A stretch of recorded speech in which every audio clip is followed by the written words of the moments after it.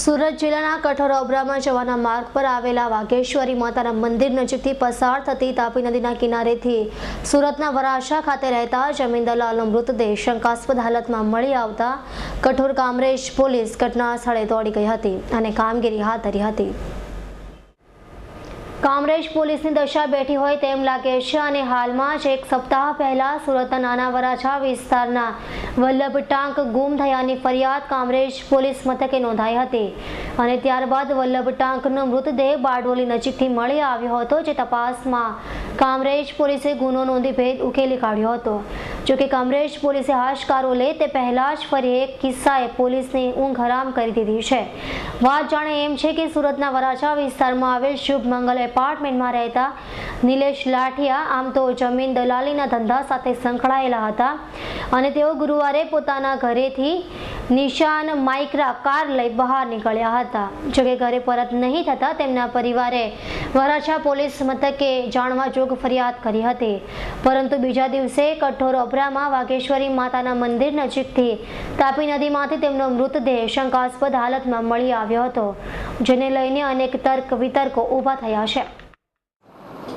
આજે લગભગ 11:30 પોણા 12 વાગ્યાના સમયે અમારા એક હોમગાર્ડવાળા ભાઈ છે કાળુભાઈ કરીને, એણે આવીને કહ્યું કે ભાઈ આપણે કઠોર અભરામાં વોરા તરફ વાઘેશ્વરી માતાનું મંદિર છે, ત્યાં સામેના ભાગે તાપી નદીમાં કોઈક લાશ જેવું છે અને બહાર એમ કે એક 4-વ્હીલ ગાડી પડેલી છે। એટલે જેથી મેં તરત જ હું મારા કોન્સ્ટેબલને લઈ અને ત્યાં તાત્કાલિક જગ્યા પર પહોંચ્યો તો ત્યાં વાઘેશ્વરી માતાના મંદિર પાસે રોડ ઉપર એક નિશાન કંપનીની માઇક્રા ગાડી પડેલી હતી, GJ5 CQ 513 નંબરની।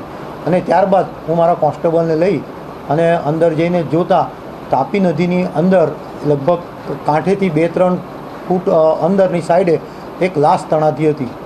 પછી ત્યારબાદ મેં ટેમ્પો અને મજૂરોને એવું બધું બોલાવી અને લાશ પંચોને બધાને બોલાવીને લાશ કાંઠે લાવી અને તે પહેલાં જ મને જે ગાડીની માહિતી મળી એટલે મેં સુરત સિટી GJ5 હોવાને કારણે સુરત સિટી કંટ્રોલમાં મેં જાણ કરી કે ભાઈ સુરત સિટીના કોઈ પણ પોલીસ સ્ટેશનમાં આવો કોઈ માણસ ગુમ થયેલાનું કંઈ જાણવા મળ્યું હોય તો અમને જાણ કરો, અને કામરેજ પોલીસ સ્ટેશને મારો નંબર મેં સુરત સિટી કંટ્રોલમાં આપ્યો। ત્યારબાદ મેં લાશને છે ને ખેંચીને બહાર કાઢી તો એના ખિસ્સામાંથી લાઇસન્સ ને એવું બધા કાગળો બીજા મળ્યા, તો એનું ડ્રાઇવિંગ લાઇસન્સ હતું, એના પર લખેલું હતું કે નિલેશભાઈ વિનુભાઈ લાઠિયા અને B4 સુમંગલ એપાર્ટમેન્ટ વરાછા પોલીસ સ્ટેશનની બાજુમાં। જેથી મેં વરાછા પોલીસ સ્ટેશનનો કોન્ટેક્ટ કર્યો અને ત્યાંના PSOને જાણ કરી કે તમે તાત્કાલિક એક કોન્સ્ટેબલ ત્યાં મોકલો આ સુમંગલ એપાર્ટમેન્ટમાં, અને ત્યાંથી પછી ત્યાં સુમંગલ એપાર્ટમેન્ટમાં મોકલ્યા।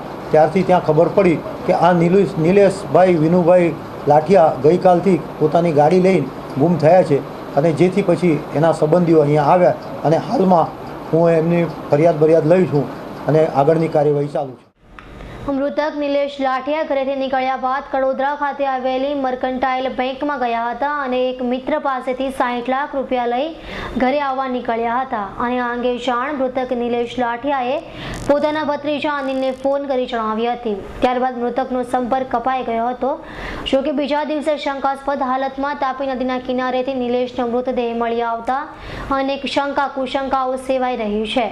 ત્યારે હાલ તો નિલેશનો મૃતદેહ મળ્યો ત્યાંથી 50 મીટરની દૂરી પર વાઘેશ્વરી માતાના મંદિર નજીકથી તેમની કાર બિનવારસી હાલતમાં મળી આવી હતી। જો આ કેસમાં કામરેજ પોલીસ વાઘેશ્વરી માતાના મંદિરે લગાડેલા CCTV કેમેરાના ફૂટેજ તપાસશે તો સઘળી હકીકત બહાર આવે તેમ છે। ત્યારે હાલ તો પોલીસ મૃતકના મૃતદેહને PA માટે મોકલી ઝીણવટભરી તપાસ હાથ ધરી છે। હાલ તો કામરેજ પોલીસ મૃતકે આત્મહત્યા કરી હોવાનું માની રહી છે। જોકે સુખી સંપન્ન ઘરના નિલેશ આત્મહત્યા કરી જ ન શકે તેવું પરિવારજનોએ જણાવ્યું હતું। ત્યારે હવે મૃતકે આત્મહત્યા કરી કે પછી તેની હત્યા કરાઈ છે તે તો આવનાર સમયમાં પોલીસ તપાસમાં દૂધનું દૂધ અને પાણીનું પાણી થઈ જશે, પરંતુ નિલેશના મોત બાદ તેના પરિવારજનો તૂટી ગયા છે અને નિષ્પક્ષ તપાસની માંગ કરી રહ્યા છે। અને જો નિલેશ 60 લાખ રૂપિયા લઈ નીકળ્યો હતો તો નિલેશની કારમાંથી રૂપિયા કેમ ન મળ્યા અને શું નિલેશની હત્યા કરી રોકડા રૂપિયાની લૂંટ ચલાવાઈ હશે તેવી શંકાઓ વ્યક્ત કરાઈ રહી છે।